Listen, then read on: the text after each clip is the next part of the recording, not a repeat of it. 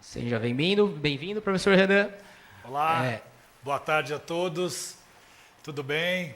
É meio diferente, né? Dar uma palestra à distância assim, mas muito interessante. Queria agradecer à comissão organizadora do Joca pelo convite, especialmente ao professor Gilberto Noro Filho pelo convite aí especial por me colocar aqui nessa enrascada. Muito obrigado, tá? Mas é uma oportunidade muito legal para falar sobre um tema que eu gosto muito, que são as cirurgias plásticas periodontais, tá? Eu vou sair agora um pouco de tela para poder dar palestra aqui no, no monitor, tá? Então vocês ficam agora aí com a tela. Então como vocês se puder jogar a imagem dos slides aqui para mim, tá? Então o tema que nós vamos falar, né, que foi proposto é a cirurgia plástica periodontal em pacientes HIV, né? Eu vou falar mais da minha expertise em cirurgia plástica periodontal e o professor Gilberto vai falar sobre os parâmetros clínicos para essas cirurgias em pacientes em HIV, né? Especificamente dentro da cirurgia plástica periodontal, existem vários tipos da cirurgia e hoje nós vamos falar sobre um tema específico que é o recobrimento radicular. Pode passar, Gerson? Gilberto? O recobrimento radicular com enxerto de tecido conjuntivo, tá?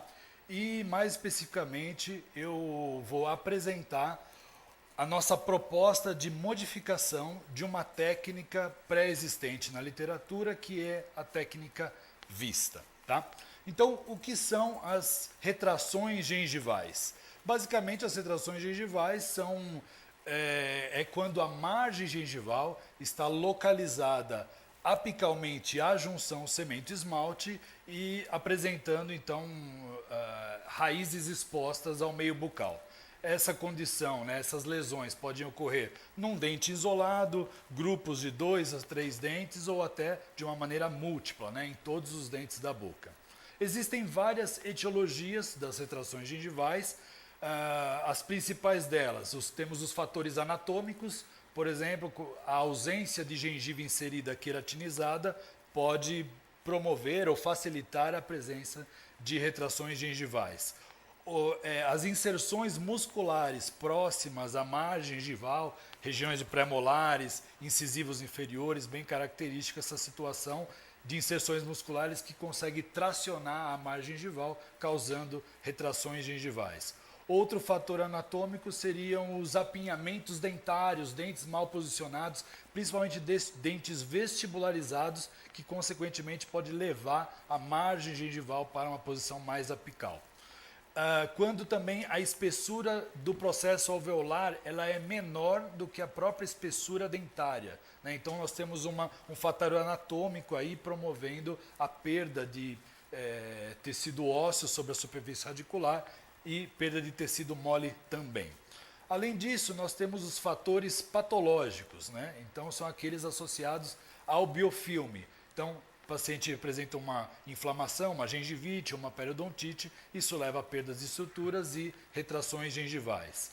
E temos também os fatores iatrogênicos, infelizmente, né? Então, próteses parciais removíveis com grampos sobre tecido... Opa, sumiu aqui para mim.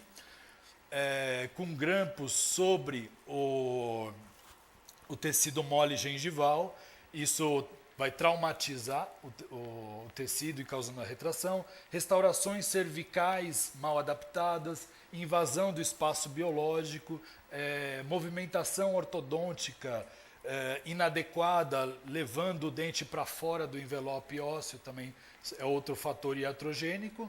E temos também os fatores traumáticos, né, que esses, na verdade, são os mais comuns, né? Cerca de 80% das retrações gengivais são relacionadas à escovação traumática, né? Então, uma escovação com uma técnica inadequada e também com cerdas duras. Temos também outro fator traumático, a técnica incorreta do fio dental, traumatizando a gengiva e causando as chamadas fissuras de Stillman, tá?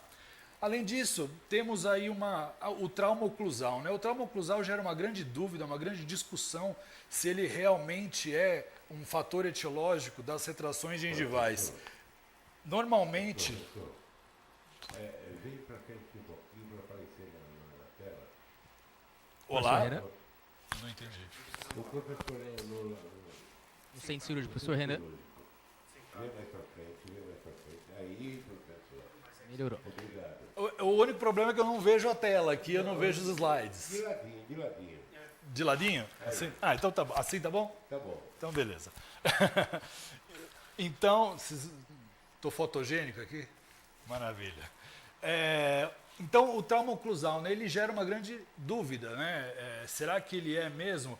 O que acontece é que muitos colegas que não são da área de periodontia é interessante. Quando fala de retração gengival, é a primeira coisa que fala. Ah, é trauma de oclusão, né? Porém, a literatura, ela é um pouco... ela não consegue mostrar... Novamente, sumiu aqui os slides para mim, por favor. A literatura ela não mostra, né, esse fator etiológico com grande evidência, né? A gente pesquisando na literatura científica, isso não é muito claro, tá?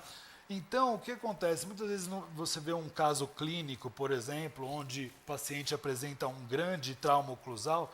Pode passar, Gilberto? Um grande trauma oclusal e, num caso como esse, você não vê nenhuma retração. Em outras situações, você vê pacientes que apresentam trauma oclusal e apresentam retrações gengivais. Então, o que é isso? Por que isso acontece? Uma coisa que fica claro aí comparando esses dois pacientes é o biotipo. Então, na verdade, a espessura do biotipo ele é um fator preponderante para a modulação, né, das retrações gengivais. Pode passar, Gilberto. Então veja que a gente costuma brincar. Esse paciente aqui do lado esquerdo poderia escovar os dentes com Bombril, que não teria retrações gengivais, de tão espessa que é a gengiva dela. Já o paciente aqui do lado direito, às vezes o paciente está passando na tua frente, você dá um susto nela, retrai meio milímetro. Então, com pouco fator causal, com pouco fator etiológico, pacientes com biotipo extremamente finos como esse, já apresentam retrações gengivais. Então, o biotipo ele é realmente um fator preponderante nessa instalação da lesão e a evolução da lesão. Quando nós vamos tratar essas lesões, nós precisamos fazer um correto diagnóstico para oferecer para o nosso paciente um correto prognóstico também. Dentro disso, nós temos algumas classificações. A classificação mais usual, tanto em literatura científica quanto clinicamente, é a classificação de Miller, uma classificação já bem consagrada, de 1985, tá? Onde ele classificou basicamente em classe 1, 2, 3 e 4, sendo que classe 1 e 2 são as classes onde nós temos o melhor prognóstico para o recobrimento total, né, dessa raiz exposta, e classe 3, que é justamente o caso que nós vamos operar hoje, é uma classe 3, nós temos a possibilidade de melhorar o caso, mas nem sempre a gente consegue um recomprimento de 100%, e a classe 4 seria aquela situação onde nós temos o pior prognóstico, né? Totalmente imprevisível o recobrimento radicular nesses casos.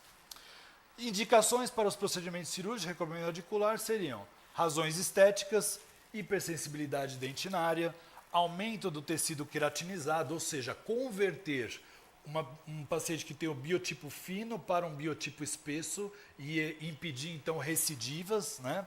Lesões cervicais não cariosas, cáries radiculares, novamente sumiu os slides aqui para mim, por favor, inconsistência, desarmonia da margem gengival.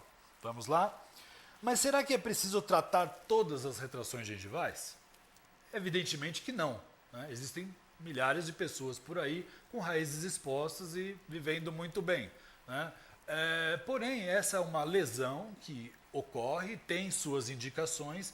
Nós temos a obrigação de informar o nosso paciente sobre aquela lesão quando ele já não vem se queixando de uma hipersensibilidade dentinária ou de um problema estético. Só que muitas vezes os pacientes nos perguntam, doutor, eu preciso realmente fazer essa cirurgia? O que antigamente a gente não tinha muita base, né? Mas o ano passado foi publicado um artigo científico, sumiu novamente o slide aqui para mim, um artigo científico do professor Leandro Chambroni, professor Tatakis, uma revisão sistemática de literatura com meta-análise, mostrando que retrações gengivais não tratadas em pacientes com uma boa higiene oral têm uma alta probabilidade de ter progressão ao longo do tempo. Então, nós avisamos o paciente, veja, se você não tratar, tem o risco de aumentar. Né? Mas é lógico, a decisão entre fazer um tratamento é sempre do paciente. Né? Tratamento, e quais são os tratamentos cirúrgicos, né, das retrações gengivais? Nós temos diversas modalidades, temos grandes grupos de cirurgia. Dentro de cada grupo de cirurgia, nós temos diversos tipos de cirurgia. Tá? Hoje, basicamente, nós vamos falar sobre os retalhos deslocados coronariamente com enxerto de tecido conjuntivo subepitelial.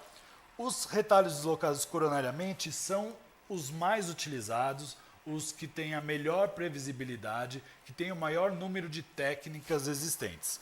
Uma das técnicas mais consagradas hoje na literatura, mais utilizadas no dia a dia, é a técnica de Zucchelli de Santis, foi descrita em 2000, né, publicada no Journal of Odontology, uma técnica que serve para recobrimento de retrações múltiplas. Né? Então, notem que nessas situações de retrações múltiplas, eu não preciso fazer incisões relaxantes.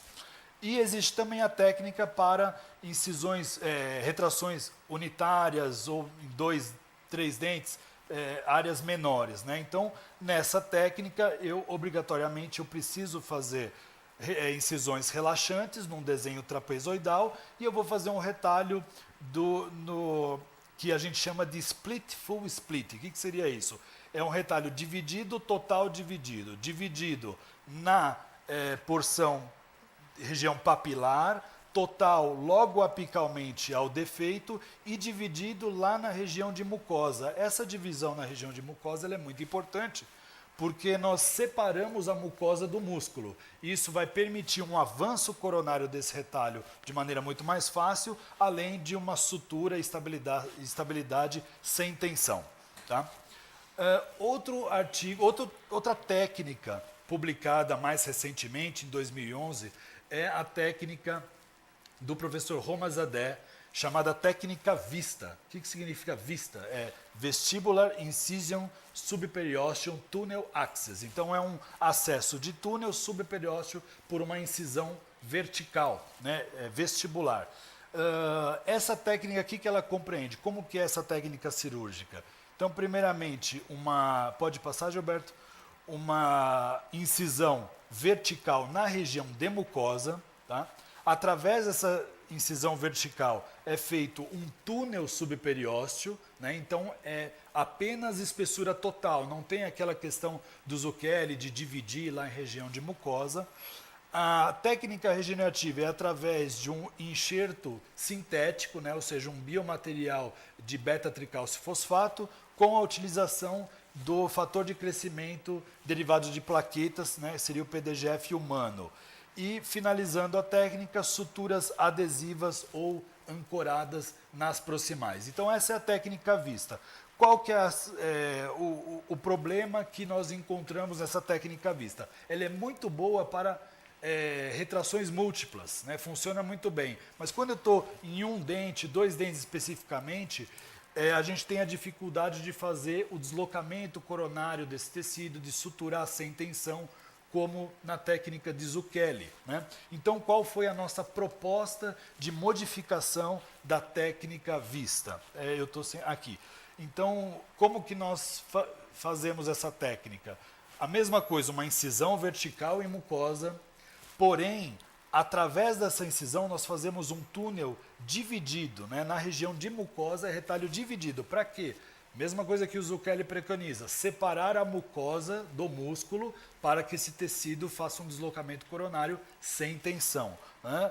E ao invés de usar biomateriais, nós utilizamos um enxerto de tecido conjuntivo, e eu vou falar mais para frente sobre isso, e também utilizamos as suturas adesivas ou ancoradas nas proximais. Nosso primeiro caso com essa técnica foi nesse implante, veja a incisão em mucosa, na região de mucosa é dividido e na região próxima aqui a parte cervical, papilas, de espessura total com descoladores, com microdescoladores, os tunelizadores, né?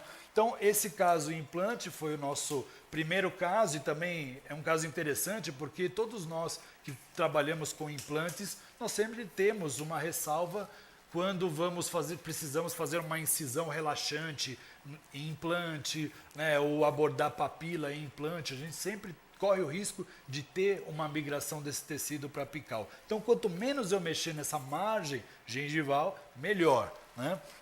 Então, tá aí o caso que nós fizemos a técnica vista, veja o resultado final e esse caso foi a técnica, então, vista modificada, já foi descrita e publicada no... Pode passar, Gilberto? Foi publicada na revista Implante Newsperio. Tá ok? Então, uma técnica muito interessante não só para dente, mas para implante também. E o enxerto de conjuntivo? Por que a utilização do enxerto de conjuntivo? Primeiramente, por causa da literatura. Então, o que a literatura mostra? Que o enxerto de tecido conjuntivo, pode passar, Gilberto, ele o padrão ouro. A literatura considera ele como gold standard, né? O padrão ouro nas cirurgias de recobrimento radicular. Por quê? Porque ele apresenta algumas vantagens frente a outros materiais, como fatores de crescimento, matriz colágena, PRF, enfim. Ele consegue converter o biotipo de fino para espesso, e isso é ótimo porque ele minimiza os riscos de recidiva, há um maior índice de recobrimento radicular, aumenta o índice de sítios de recobrimento total, maior aumento de faixa de tecido queratinizado, ganho de nível clínico de inserção ao longo do tempo, recobrimento de raízes pigmentadas, favorecendo a estética. Então, aqui no trabalho do Zucchelli, comparando recobrimentos radiculares com e sem enxerto de conjuntivo, mostrou que o enxerto de conjuntivo trouxe resultados muito melhores, inclusive com benefícios a longo prazo, melhorando o caso em até 5 anos de avaliação, né? Aqui no recobrimento. Também esse outro gráfico mostra o aumento de faixa de tecido queratinizado ao longo do tempo. Com 5 anos é melhor do que com 1 ano, mostrando o fenômeno do creeping attachment. Tá? Então, o enxerto de tecido conjuntivo, existem várias técnicas de remoção e existe um certo porém, né, um certo senão. Alguns colegas não gostam por causa que o pós-operatório pode ser ruim. Porém, essas técnicas também tiveram uma enorme evolução ao longo do tempo e hoje nós aplicamos técnicas minimamente traumáticas que trazem um mínimo de necrose e também um mínimo de desconforto pós-operatório. Tá ok? Então, aqui a gente está preparando um artigo de série de casos para publicação, está quase pronto para publicação, mostrando a nossa proposta de modificação da técnica vista. Esse caso foi um caso comparativo entre o dente 13 e o 23, boca dividida, né, onde nós aplicamos de um lado a técnica, no dente 13 a técnica vista modificada e no dente 23 a técnica de Zucchelli. Pode passar. Então veja como só por essa imagem já dá para ver que a técnica vista modificada ela tem um corte muito menor, tem apenas um corte muito pequeno. Já a Zucchelli tem 2 cortes grandes. Na próxima imagem vocês vão perceber também a abertura. Veja a abertura do retalho para fazer aquela divisão da mucosa do músculo, né? Sendo que na vista modificada você vai internamente via um túnel. Então isso com certeza torna a cirurgia muito menos traumática, com pós-operatório muito melhor. Pode passar. Aqui a situação de suturas, note a técnica de sutura adesiva que nós fazemos na vista modificada. E o pós-operatório, né, aqui pode passar, Gilberto, de 2 meses, né, como a técnica vista modificada apresenta um resultado muito semelhante, né, no final a Zucchelli, então uma técnica efetiva. Volta só um pouquinho, uma técnica efetiva, porém, quando nós vemos os parâmetros clínicos, como velocidade de cicatrização, quem já fez técnica de Zucchelli aqui sabe que muitas vezes a gente só consegue ver um resultado estético adequado dali 60 dias, né? Com 15 dias, 20 dias ainda está bem feio o resultado, né? E a técnica vista, a gente consegue esse resultado estético muito mais rápido. Também nos parâmetros clínicos do paciente, a resposta, o questionário que a gente propõe ao paciente, ele sempre mostra relata um pós-operatório melhor na técnica vista modificada. O próximo caso aqui, complementando, um pré-molar e um molar, mesma coisa, pode passar, olha lá a incisão em região de mucosa, área de mucosa dividida, área mais cervical, espessura total. Aqui o próximo mostrando um vídeo, como esse tecido ele se desloca muito facilmente, né, sem tensão, nessa divisão de tecido mostra como ele se desloca bem. Na próxima imagem, veja o enxerto de tecido conjuntivo também via incisão, né? Isso facilita muito. Existem outras técnicas em túnel onde o enxerto tem que entrar via sulco. Então é muito mais difícil, pode causar dilacerações no sulco. Com a vista você entra pela incisão, né? Então é muito mais fácil também. As suturas adesivas pode passar e o resultado final aí, né, de maneira muito rápida pode passar. Olha lá, ó, a pós-operatório de 27 dias já tem, parece que nem fez cirurgia nenhuma. Mais um caso, passando rapidamente, aqui não foi feito boca dividida, foi feita a mesma técnica dos dois lados, região de lateral e canino, mesma coisa, incisão. Veja aqui utilizando os tunelizadores, né, os microelevadores para fazer o túnel na região cervical, tá? Remover um conjuntivo só, dividiu no meio para colocar um de cada lado, pode passar. Olha lá como que a gente entra com fio de sutura, vai capturar o enxerto lá na ponta da incisão e a gente puxa esse enxerto via túnel para posicionar ele na região cervical onde a gente quer. As suturas adesivas e o resultado final, pós-operatório de 30 dias também, uma estética excelente, pode passar. Aqui um caso aí, começamos a utilizar em situações mais extremas, né? Porque até então pensávamos que a técnica seria efetiva apenas para retrações rasas, situações bem extremas de apinhamento, dentes vestibularizados, classe 3 de Miller, e aí começamos a utilizar a técnica. Veja como a técnica se comporta e o resultado final e um acompanhamento já de um ano de follow-up, mostrando o resultado, a estabilidade do resultado a longo prazo. Vamos ver o próximo caso. Reabilitações estéticas também, né, envolvendo prótese. Então, situação de retração gengival, um substrato escurecido causando uma discromia, ou seja, uma alteração de cor gengival por transparência. Então, a técnica vista modificada com enxerto de tecido conjuntivo, aumentando a espessura desse tecido, melhorando não só, pode passar a questão da retração, como também esse volume de tecido, mascarando aquele acinzentado, aquela discromia por transparência, tá? Veja a reabilitação final, o volume de tecido mole conseguido, e na próxima a gente vai ter aí a comparação do antes e depois. Ok? Então, era essa técnica que eu queria demonstrar. Muito obrigado, tá, pela atenção de vocês. Agora vou deixar a palavra com o professor Gilberto, ele vai passar para vocês rapidamente os parâmetros clínicos do paciente, do nosso amigo aqui, o Marco Antônio, e já vamos nos preparar para iniciar o procedimento cirúrgico. Muito obrigado pela atenção.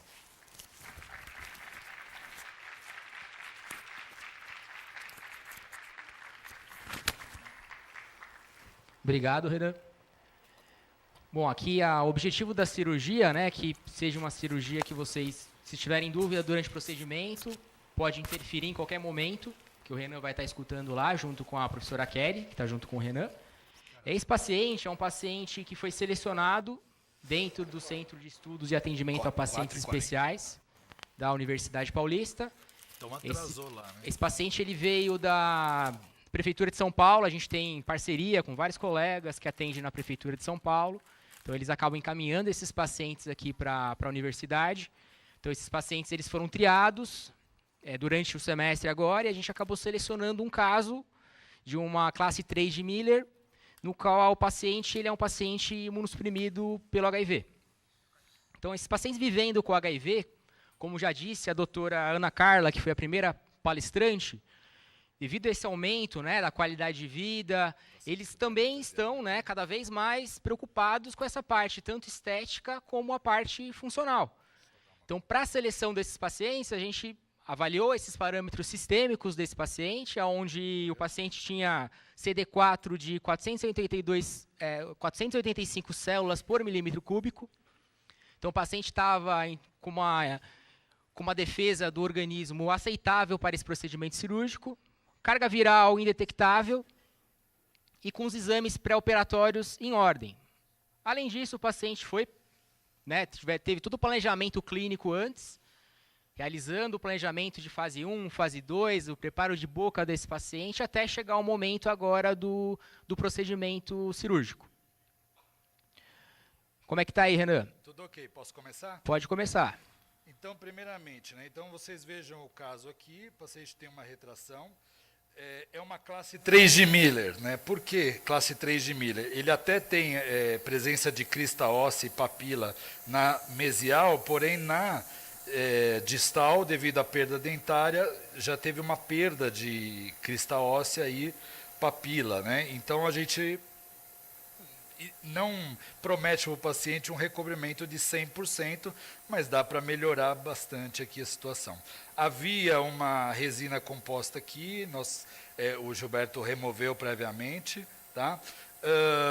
Aqui eu não sei se a imagem dá para ver, mas nós temos aqui, eu fiz previamente um pequeno botãozinho de resina flow, resina composta. Então, fiz um ataque ácido aqui, previamente, adesivo e um botãozinho de resina flow. Por quê? Porque na hora de fazer aquela sutura adesiva, fica muito mais fácil aí só aderir a resina flow, que eu vou colocar sobre fio direto nessa resina flow que eu acabei de fazer. Tá ok? Veja aqui a retração gengival, tem cerca de 3 milímetros, tá? É muito importante a gente sondar antes com a profundidade de sondagem, dando aqui 4 milímetros, tá ok? Isso é muito importante, por quê? Porque essa área aqui eu vou fazer logo em seguida uma raspagem, uma descontaminação da superfície radicular.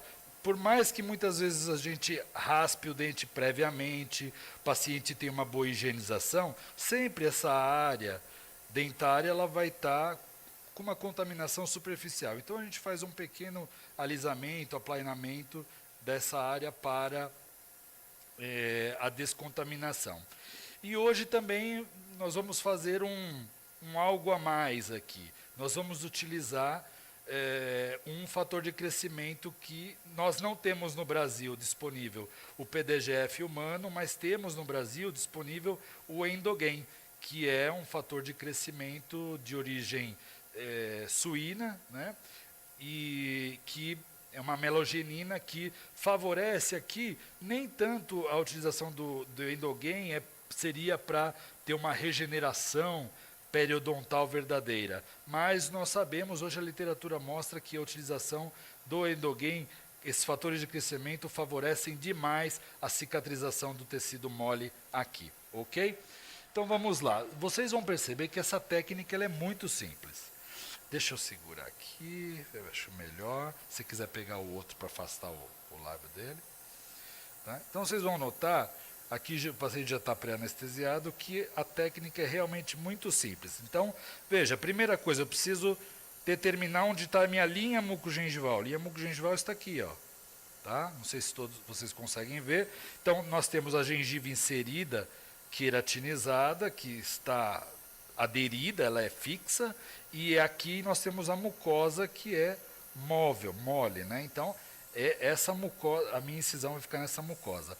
A primeira incisão, como eu falei, ela é vestibular. Eu não faço muito sobre a papila, porque essa papila também a gente vai entrar com o tunelizador descolar. Então eu venho ligeiramente aqui para a região do incisivo lateral e aqui faço a incisão aqui assim em mucosa. Ok? Pronto. Aqui finalizar aqui, ó, incisão em mucosa. Perfeito? Depois disso, então como eu falei, para facilitar. Então você fez uma incisão vertical na região da mucosa, não é isso, Renan? Incisão vertical, região da mucosa. Precisa tocar o osso? Nem precisa, mas também se tocar o osso não tem problema. Tá? Depois disso, então, qual que é a nossa proposta aqui? Fazer a divisão dessa mucosa aqui. Vocês vão perceber que, nossa, a lâmina, ela entra aqui, deixa eu ajeitar melhor, a lâmina, ela entra aqui, ó, uma manteiga, ó. Entra com uma facilidade aqui. Então você está dividindo o retalho nessa Isso, eu região. estou separando a mucosa, tá? Então isso aqui é mucosa, tá? Eu estou separando a mucosa do músculo que está logo abaixo. Porque se eu trouxer esse tecido com o músculo, esse músculo vai tensionar o tecido coronariamente. Vira um pouquinho o rosto, pode virar um pouquinho o rosto para mim? Isso. Então, olha lá. Então, por enquanto, a técnica é à vista. Você não fez nenhuma modificação Não, até a o momento. modificação já começa aqui. Já começa ó, na incisão. Porque a técnica vista original entraria já com o descolador de periósteo, já começaria Direto, a descolar. né? Já é o... Trazendo o músculo junto no deslocamento. Então, essa é a vista original. A minha proposta de alteração da técnica é fazer isso aqui, ó. Já está dividindo nesse muito momento. Muito simples, olha só que simples. Vem aqui e divide, ó. Tá? Então, e esse tecido mucoso aqui, ele é muito mole, ele é muito tranquilo de dividir, tá? Ele é muito tranquilo de dividir, tá? E aí eu vou dividir até onde? Até a linha mucogengival, tá? Vou dividir até a linha mucogengival. Quando eu chego na região de linha mucogengival, eu giro a lâmina e toco o osso. Por quê? Porque a partir da linha mucogengival, deixa eu me posicionar melhor aqui, aspira um pouquinho, então, olha lá, olha lá, coloquei a lâmina, vim dividindo internamente, até a hora que eu chegar aqui próximo à linha mucogengival, eu vou com a lâmina tocar o osso, tá? Por quê? Porque dessa região do osso para... abre uma outra lâmina 15C para mim, tá? Tá por aí. Por quê? Porque a partir desta região para cervical, aí será um retalho de espessura total, tá? Alguma dúvida, pessoal? Alguma pergunta, professor Renan?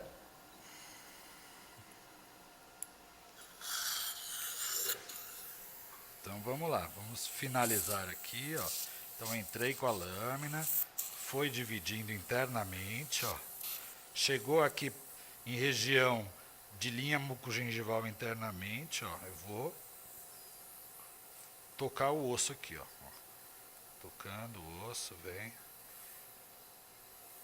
Aqui estava meio durinho. Muito bem. Agora, eu começo a fazer então esse instrumento aqui, existem alguns nomes, né? Microelevador, tunelizador, elevador de papila, tem alguns nomes para ele. Então, a gente venho aqui na região interna e começo a fazer a movimentação, tá, do tecido. Outra coisa que eu posso fazer, eu devo fazer é a incisão intrasulcular, ó. Da região do elemento canino já, né? Isso, ó. Então venho aqui intrasulcular, para me facilitar também o descolamento desse tecido aqui. Legal. Isto, intrasulcular. Agora vamos com o tunelizador, que tá ruim para mim pegando. Se possível.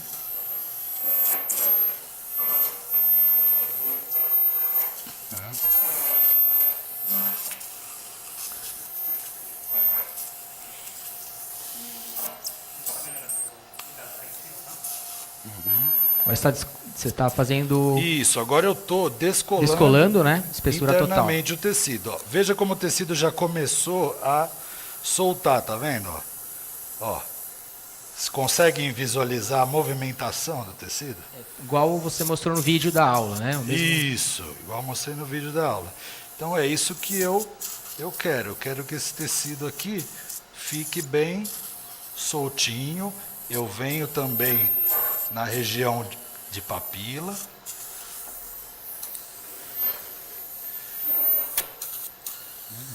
Posso vir aqui. Aqui como não tem o dente, acaba sendo um pouquinho diferente pra gente, né?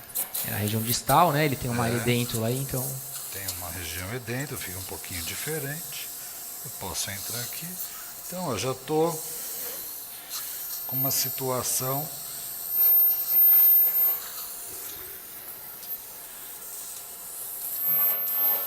Então, notem o descolamento. Então, veja como foi muito rápido, né? Fiz a incisão, desloquei, fiz a divisão do... Vira um pouquinho para cá.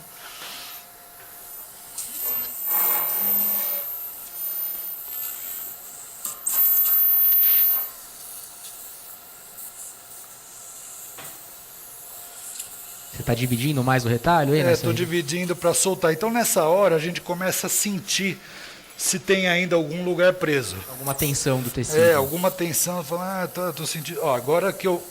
Viu, ó, só a hora que eu vi, aí veio total. Veio total agora. Então, o tecido totalmente deslocado coronariamente. Então, quer dizer, eu vou suturar e ele vem para cá. Vou soltar um pouquinho mais aqui na região de papila. Ó, muitas vezes a gente entra até com um instrumento entre a crista óssea e a papila, e o tecido molha na região proximal.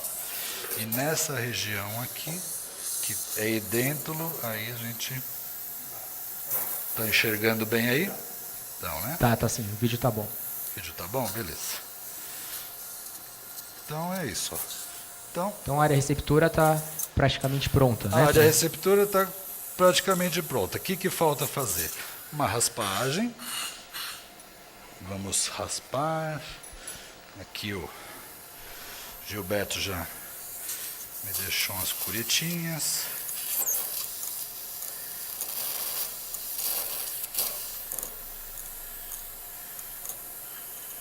Além da raspagem, é feito mais algum outro preparo nessa região? Olha, na literatura existem também diversas técnicas de tratamento de superfície.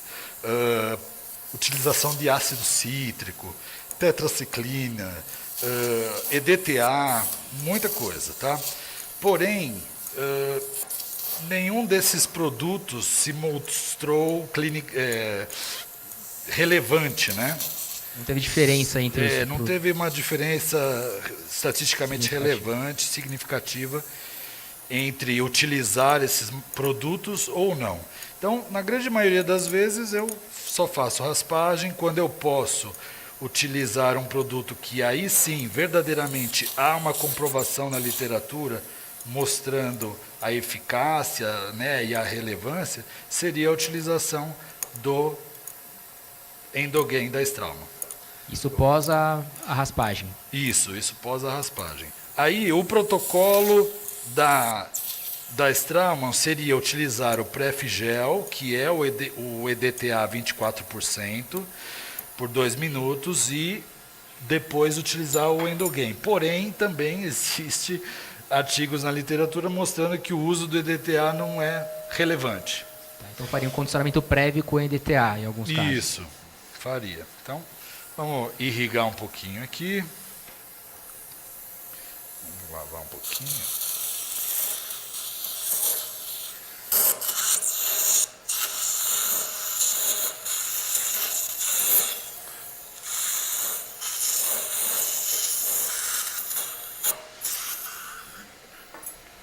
Ok.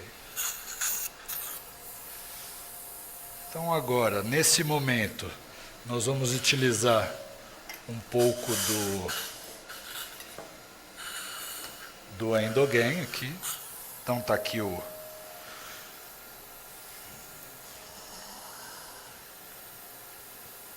Endogain. É que tá? no primeiro momento esse material era usado mais para reparação do Isso. O que ligamento é, periodontal, né? o que é esse produto? Esse produto aqui, ele é um fator de crescimento, uma melogenina, tá? Extraída, a melogenina é fator de crescimento derivado de esmalte, né? Proteína derivada de esmalte suíno. E esse produto se mostrou eficiente em toda a cascata de formação de periodonto, né? Então ele estimula cementoblastos, fibroblastos, osteoblastos, né? E então aqui não é muitas vezes o local onde teria a melhor indicação para uma regeneração periodontal, porém para tecido mole ele tem a sua vantagem, ok? Então eu já coloquei ali um pouco do Endogain lá dentro, vou deixar agindo, vai formar a camada hialina. Enquanto está agindo, eu vou abordar agora o palato para remoção do enxerto de tecido conjuntivo, tá ok? O palato aqui já está pré-anestesiado. Também, vamos lá. Levanta um pouquinho a cabeça aqui. Que técnica que você vai usar, Renan? Isso, isso é importante, né? Aqui eu vou utilizar a técnica chamada de cabo de bisturi de Harris, ou mais conhecido como lâmina dupla, tá? Então é uma técnica muito simples, muito rápida de se executar e você consegue remover enxertos com um padrão, né? Então esses cabos têm distâncias de lâmina de 1 milímetro, 1,5 milímetro, 2 milímetros, tá? Esse daqui tem a distância de 1,5 milímetro. Tá? Então vocês vão notar que é uma técnica realmente muito... Você vai abordar o mesmo lado do paciente? Olha... Ou não, lado direito, né? Normalmente eu abordo o mesmo lado. Por que eu vou abordar o lado? Já expliquei isso para o nosso querido Marco Antônio aqui. Por causa de filmagem. Entendi. Tá? Porque aqui eu poderia atrapalhar um pouco a visualização de vocês. Né? Então eu vou mostrar a técnica. Você vai abordar o lado direito. Então. Isso. Então essa técnica eu entro aqui quase que no longo eixo do dente. Tá? Então vou colocar aqui, ó. Então você está indo paralelo ao longo eixo do dente. Isso, paralelo ao longo eixo do dente. Introduzir aqui a lâmina, posso introduzir tudo, ó. E aí eu venho percorrendo. Você está fazendo basicamente na região dos pré-molares, um pouco mais para o anterior. Isso. Ó, venho percorrendo aqui. E Qual que é a profundidade da incisão? Profundidade pode entrar aqui a cerca de 8 milímetros. Tá bom, tá? E também a distância aqui é a distância que eu vou utilizar lá no canino, que já havia medido aqui. Desculpa, voltando aqui só um pouquinho. Então eu medi esse enxerto aqui, seria também em torno de 7 a 8 milímetros de comprimento. Então tá aqui, a gente tira sempre um pouquinho mais, 10 milímetros, cerca de 1 centímetro, tá ok? Ok. Após fazer essa incisão, eu vou anestesiar mais. Acho que a Kelly está na frente da imagem agora. Isso, melhor. Eu vou anestesiar mais um pouquinho para dar uma hemostasia aqui. Okay. Para melhorar a visualização. Aqui. Alguma dúvida, pessoal? Alguma pergunta, professor Renan?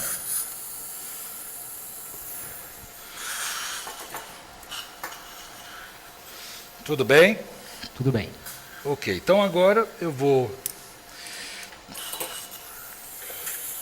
venho com a lâmina simples, vou só dar uma... Incisão de uns 7 milímetros aproximadamente, né? De acordo com a área receptora. Isso. E agora você está fazendo... Eu estou só confirmando... Tá. A profundidade. Só confirmando aqui as incisões. Agora olha só que simples. Eu venho aqui sobre a primeira incisão, vou girar a lâmina e seccionar desse lado. Aspira bem ali em cima da lâmina. Isso, olha lá. Pronto, ó, seccionei de um lado.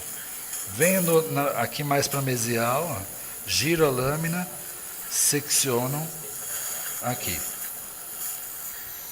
Agora só falta uma incisão, a incisão da base para a remoção do enxerto. Peguei aqui.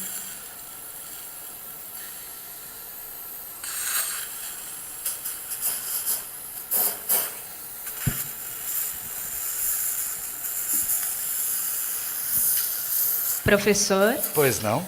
é uma pergunta, tá? Sim.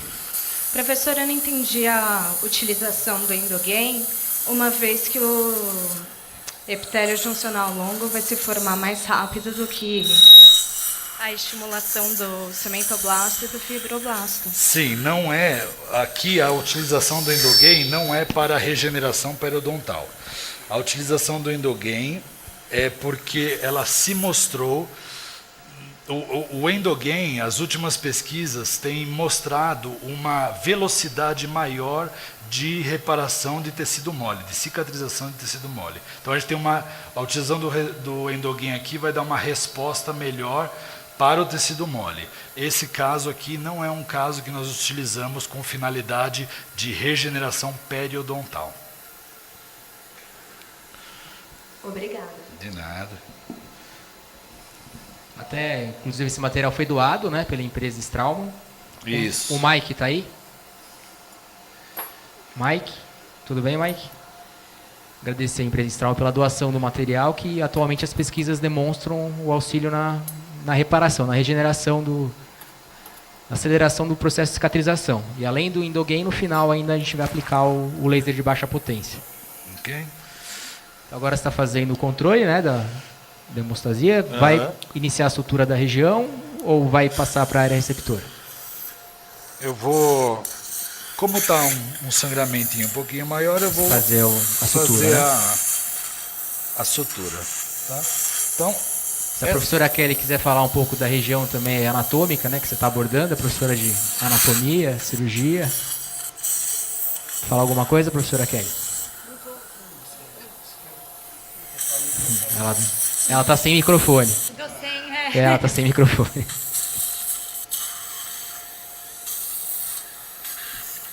Que tipo de sutura você vai fazer, Renan? aqui eu vou fazer uma sutura contínua festonada, uma sutura bem simples e bem eficaz também.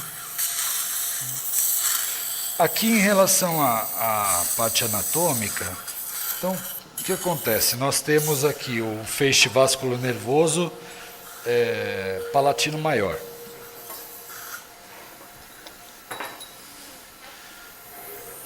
E qual que é o cuidado que a gente tem que ter nessa região aí? Nós temos que tomar um cuidado de abordar, se a gente abordar o palato da distal de primeiro molar para anterior, vocês podem trabalhar de maneira muito tranquila. Está numa área de segurança aí, né? Com segurança, porque o forame palatino maior está localizado lá próximo do terceiro molar, mais ou menos entre palato duro e palato mole, tá? Então se eu vier aqui de distal, de primeiro molar para anterior, eu posso trabalhar de maneira muito tranquila. Esse sangramento aqui é um sangramento absolutamente normal, muito tranquilo. Não. A única coisa mais importante, a coisa mais importante aqui é termos uma boa aspiração, né? Uma boa sucção, para a gente ir trabalhando com calma, com boa visualização. Então você está fazendo uma sutura da região, você vai depois abordar a área receptora, né? Isso. Após a sutura. E nessa região, compensaria utilizar também o Endogain? Compensarias, né? Tendo em abundância.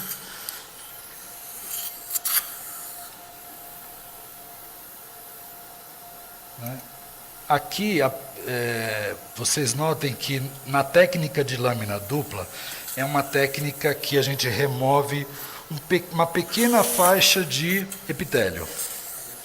Né? Aí, falar sobre o tipo do fio de sutura que você está usando, Renan. Que tipo de fio de sutura é esse? Esse fio de sutura é um Premilene, né? Um fio de sutura bem interessante porque ele mantém a tensão ao longo do tempo de cicatrização cirúrgica. E qual que é a diferença dele para um seda, um Vicryl?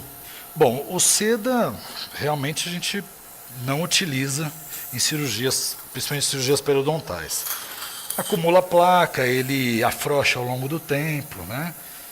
Então realmente é um fio que a gente não usa. O fio que a gente usa mais seria o nylon. Nylon 5/0, 6/0.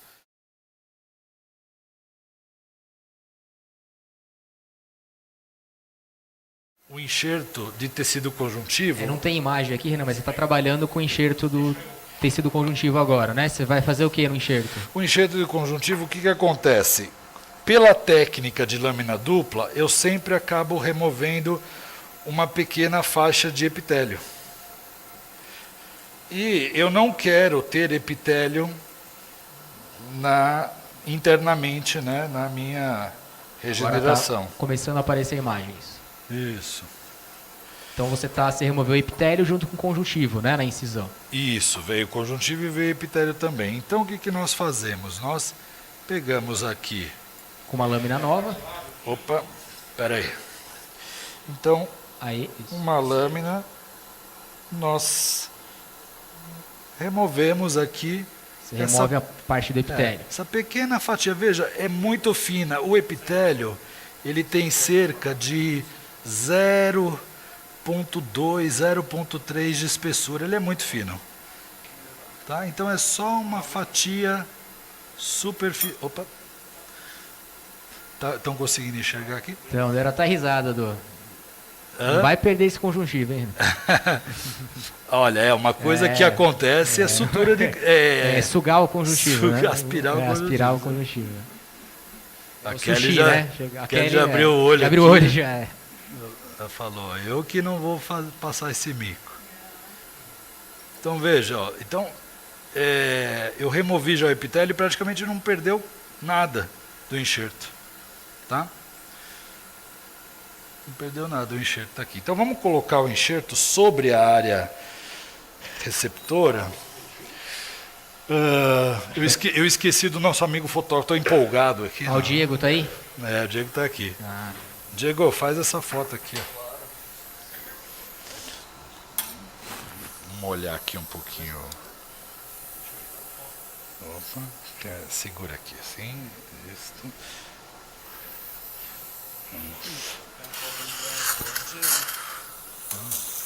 Alguma dúvida, pessoal? Mais alguma pergunta para o Renan? Então veja aqui o conjuntivo, onde ele vai ficar. É isso que eu preciso. Ele precisa ficar na região cervical. Obrigado. Na região cervical, aqui ele precisa ficar. Você colocou em cima da área. Eu coloquei por cima, né? Evidentemente que agora eu vou levar ele para dentro do túnel. Claro. Mas veja, ele aqui é só para mostrar o tamanho dele e o que é necessário. É isso que eu quero. E utilizar as vantagens dele, que a gente já viu na literatura, que ele ao longo do tempo ele cresce, ele ganha corpo, ele causa creeping attachment, enfim, só vantagem, né? Aquilo que você descreveu na aula no trabalho do Zucchelli, né? Isso, exatamente. Então agora nós vamos posicionar o enxerto aqui e vamos finalizar a área receptora.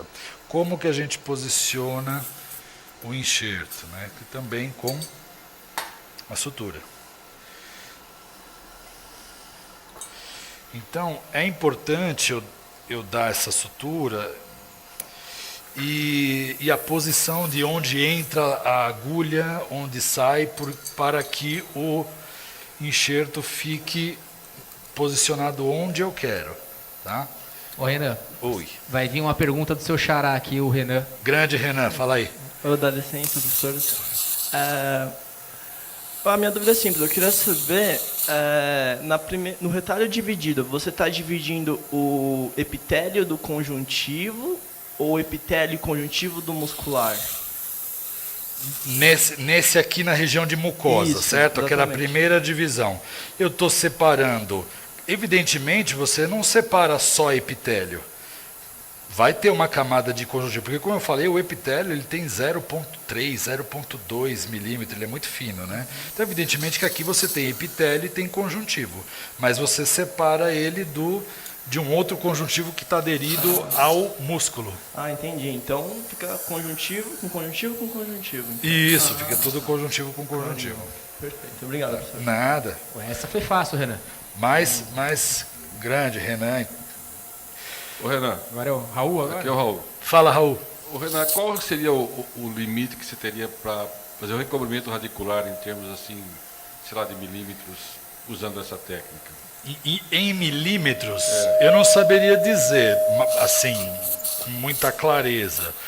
Eu sei que, como eu mostrei, né, em aula, uma situação extrema de uma retração num canino bem agressiva, né, uma retração bem grande, e que a gente conseguiu um excelente resultado. Então, eu arrisco a dizer, por enquanto, eu ainda não tive casos, desde que eu comecei a fazer a técnica, dessa maneira modificada, evidentemente, eu ainda não tive casos onde eu falei assim, ixi, o tecido não veio mais, não veio o suficiente para recobrir tudo. Acho que o mais importante aí seria a classificação de Miller, né, Renan? Isso, exatamente. A classificação de Miller é importante. Classe 1 e 2 de Miller eu tenho a previsibilidade, a perspectiva de recobrir 100%. Classe 3 de Miller eu não consigo 100%, mas muitas vezes consigo 80%, 90% de recobrimento radicular. E a classe 4 de Miller aí realmente não tem muita previsibilidade, mas mesmo assim, e muitas vezes em classe 4 de Miller a gente opera para o quê? Melhorar biotipo, proteger mais a área, entendeu? Para que não haja uma progressão da lesão. Isso aí, Renan. Então, por exemplo, depois de bem sucedida, né, essa intervenção, quais os cuidados que o paciente deve ter para que ele não recorra novamente a esse problema de Olha, retração? isso é muito importante. Primeira coisa, identificar a etiologia, né? Vê lá, paciente escova de maneira traumática, escova cerda-dura, tem que corrigir isso. Isso é a primeira coisa. Aí tem os cuidados pós-operatórios imediatos, né? Por exemplo, bochechos agressivos, né? Às vezes o paciente faz um bochecho muito forte, não pode, tem que pedir para o paciente só colocar a clorexidina na boca e molhar. Às vezes o paciente é curioso, fica puxando, chega em casa, tem família curiosa, deixa eu ver, e fica puxando. Não pode, né? Quanto mais quieto deixar, é melhor. Professor, mais uma vez aqui o seu xará, eu queria saber o nome dos professores, dos pesquisadores que modificaram a técnica de vista original de Zucker, né? Eu estou impressionado, eu queria dizer isso, que acho essa técnica sensacional, essa técnica de vista modificada. E eu queria saber o nome. Nome de professor que modificou qual técnica? A vista? Isso. Então, eu estou apresentando essa modificação para vocês. Uhum. Foi o autor. minha. Teve qual autor? Eu conheci a técnica logo que ela foi lançada, que eu tive a oportunidade de ir para os Estados Unidos e assisti o curso do professor Romazadeh em 2011, no ano que ele publicou o artigo. Então, desde 2011 eu comecei a aplicar a técnica à vista. E aí, ao longo dessa minha utilização, eu fui verificando a necessidade de algumas modificações para me atender melhor em algumas situações. Entendi. Muito, muito legal. Tá ok? Eu estou preparando, junto com o professor Marcelo Faveri, lá da UNG, que está me ajudando, a professora Daiane Brunali, também lá da Universidade de Guarulhos, que estão me ajudando em escrever o artigo, né? Espero publicar em breve. Muito legal, professor. Parabéns. Valeu, obrigado. Então vamos lá. Olha, como eu quero que o enxerto fique aqui, nessa posição, eu não posso pegar e suturar aqui, né? Eu tenho que colocar a sutura, né, aqui, ó. Você vai na região distal do canino. Aqui primeiro entrando na distal, veja que eu estou saindo no sulco, Okay. tá? Beleza. Aí eu venho Aqui a gente sempre fala, ó, agora nessa hora vai com a bundinha da agulha. Olha lá, ó. Então eu vou com a bundinha da agulha e vou sair aqui na incisão. Você sai na incisão primária que você fez aí, na incisão vertical. Isso. Olha lá, ó. Então com a bundinha da agulha saio aqui. Beleza? Aí agora eu vou capturar o enxerto. Vai fazer a pescaria agora. Vou pescar. Putz, é exatamente isso que parece. Parece uma isca. Vou pegar aqui minha pinça Corn. Não sei se vocês conhecem a pinça Corn. É uma pinça bem interessante, que facilita a vida. Tá vendo? Qual que é a área do enxerto que eu quero próximo à região cervical? O enxerto de conjuntivo, aquele mais próximo, o tecido conjuntivo mais próximo aonde havia o epitélio é o de melhor qualidade, é o mais denso. Então é esse que eu quero que fique aqui. Tá? Então agora aqui vamos pegar, ó, a isca. Tá? Então veja a pinça Corn. Capturei aqui.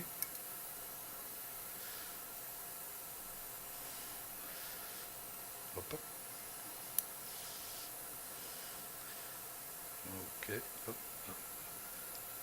Essa hora de dar um bailezinho na gente. Voltando aqui com a bundinha da agulha. Sai aqui no sulco. Quando eu tenho uma situação de vários dentes, vou recobrir, aí eu vou passando de sulco em sulco, embaixo da papila, a agulha. E volto aqui, saio no tecido na distal. Estão enxergando aqui? Sim, então você voltou na região, né, e está trazendo o conjuntivo para a região cervical, aquela região próxima do epitélio. Isso. Ok. Deixa eu pegar ele aqui.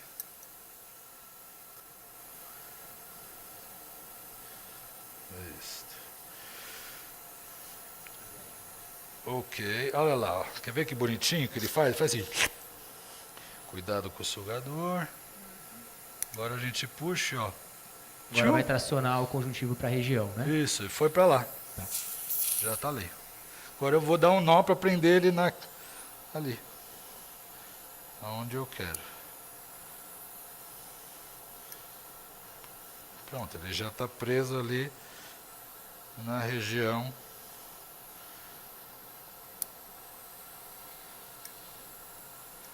cervical. Vamos dar 3 para garantir, 3 para casar.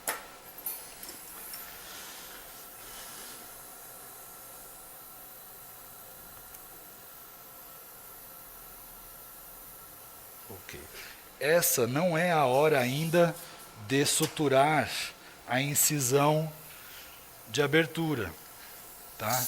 Porque se eu suturar aqui esse tecido, ele vai puxar o tecido e vai impedir o deslocamento desse tecido coronariamente. Então agora é a hora de fazer a minha sutura que vai manter esse retalho deslocado coronariamente. A sutura adesiva, né? Isso.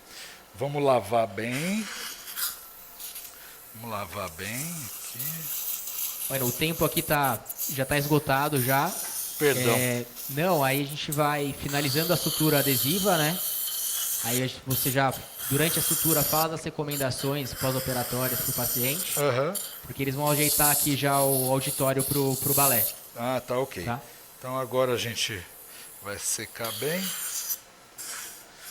Nessa hora. Vamos passar o fio.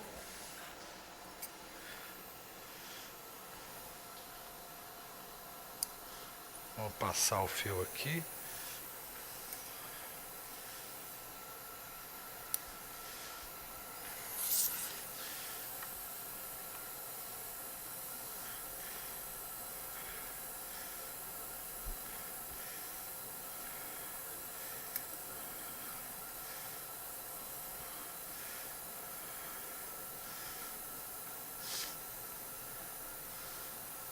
Agora eu vou pedir pro nosso amigo fotógrafo virar.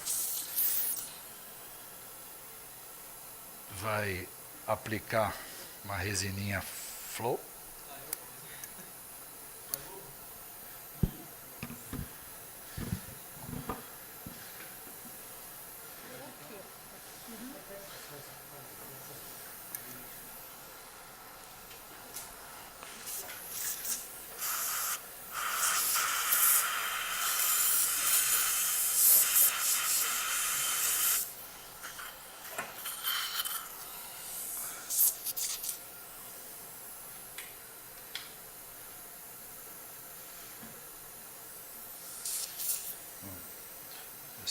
Só aplicar bem em cima do X.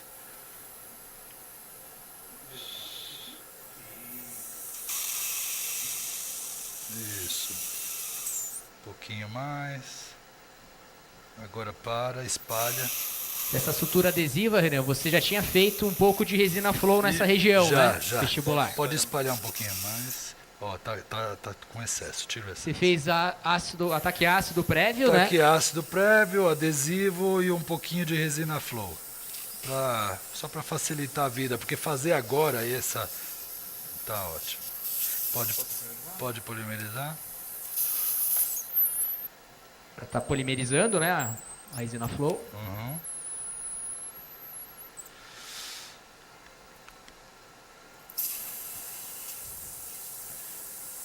E qual a vantagem dessa sutura adesiva, Renan?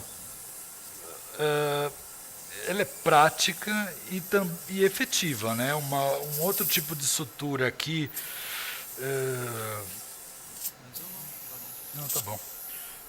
Outros tipos de sutura aqui não tiveram a mesma eficácia no deslocamento coronário do retalho. Porque a sutura aqui é peça fundamental nessa técnica cirúrgica, tá? Nessa técnica cirúrgica, Na técnica original já foi descrito essa sutura. Isso, essa sutura foi descrita, aqui não houve nenhuma modificação, né? Tá. A técnica já foi descrita com essa técnica adesiva pelo professor Romazadeh. E quais seriam as recomendações agora para o paciente, Renan? Vou dar só mais uma sutura, tá? Tá. Então a gente pode dar mais uma aqui, ó. Adesiva de novo. Isso.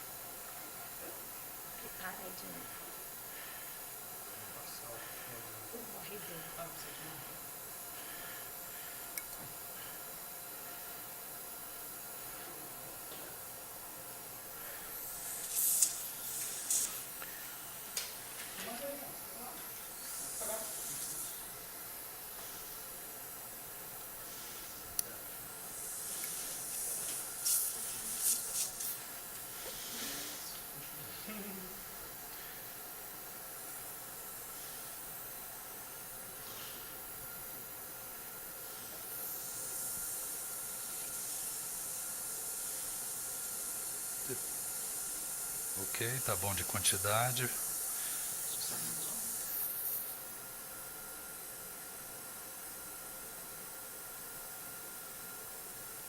Isso.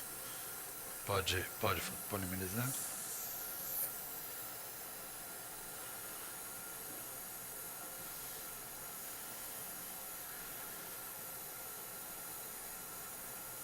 Então foram duas suturas adesivas, Renan, e agora você vai finalizar com a sutura da região da mucosa. Isso, da incisão vertical, vestibular da mucosa.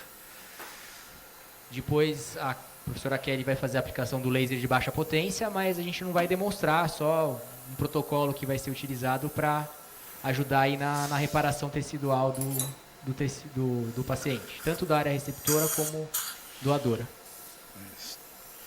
Perfeito, então aqui vou fazer, sei que o tempo já está esgotado, agora aqui eu só vou fazer essa sutura. Você pode abrir mais um fio para mim, Diego, ali.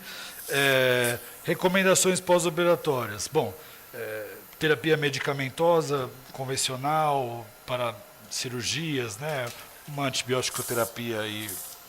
Eu acho que nessa parte o Gilberto pode falar até melhor, né? Se há alguma diferença entre pacientes em HIV e não. Tá? Na verdade, o protocolo, né, a gente acaba utilizando um protocolo muito próximo, né, tomando cuidado só com interações medicamentosas com a terapia antirretroviral. Em termos de medicação, qual que é o seu protocolo no paciente que não tenha nenhuma alteração sistêmica? Olha, anti-inflamatório, analgésico? Eu entro com uma antibiótico-terapia profilática, pelo menos. Certo. Tá? Amoxicilina, normalmente. Gosto de trabalhar com corticoide pré-operatório também. Certo. E finaliza com analgésico de pirona. Ok. Nesse caso, né, a gente vai utilizar também o laser de baixa potência, que já vai ter um bom poder aí analgésico e anti-inflamatório no pós-operatório desse paciente. Com certeza. Recomendações pós-operatórias. Alimentação líquida ou pastosa e fria hoje. Gelo. Eu recomendo muito gelo para meus pacientes, né? Próximas 3, 4 horas pode fazer compressas com gelo. Repouso. E tomar cuidado com a área operada aí nos próximos dias. Tá? Um detalhe importante, essa sutura, muitas vezes eu chamo o paciente após os 2 primeiros dias apenas para olhar, apenas para acompanhar o paciente. Com 7 dias, no máximo, eu removo a sutura do palato e essa sutura que eu estou fazendo aqui, da incisão vertical. E a sutura adesiva, essa eu mantenho por no mínimo 2 semanas. A adesiva fica por mais 2 semanas. Isso. O paciente está agendado no CEAP na próxima segunda-feira. Na próxima segunda-feira você verifica o palato, se estiver tudo ok, pode remover a sutura. E a sutura da incisão vertical também pode remover. Mantenha a sutura adesiva por no mínimo aí 2 semanas. Ok. Ok, última sutura. 3 pontinhos aqui nessa incisão foi mais do que suficiente. Mais alguma dúvida? Mais alguma dúvida, pessoal? Pergunta? Então, se quiser encerrar daí, Não? Renan. Então, primeiramente, eu gostaria de agradecer ao Unip, ao Joca e a você, Gilberto, pela oportunidade de mostrar ao vivo uma cirurgia dessa técnica que eu gosto tanto e defendo tanto. Muito obrigado. Isso aqui, para mim, assim, sem preço, realmente. Foi maravilhoso. Muito obrigado mesmo. Dívida eterna. Quero agradecer muito a doutora Kelly aqui, simpatia, pessoa maravilhosa, Diego, nosso amigo, Celso da filmagem, Sérgio da filmagem. Agradecer ao Marco Antônio, nosso paciente, e muito obrigado pela atenção de todos aí os participantes, os congressistas. Até uma próxima oportunidade. Acho que ficou aí na tela meu e-mail, meu WhatsApp. Estou sempre aberto, qualquer dúvida, qualquer coisa, trabalho, enfim, quiser me procurar no Senac. Tem a página Think do Facebook, vocês podem entrar lá. Tem algumas cirurgias no meu canal do YouTube, que é Renan Dalla. E estou aí sempre aberto a qualquer dúvida, esclarecimento ou bater papo, tá bom? Muito obrigado a todos pela atenção.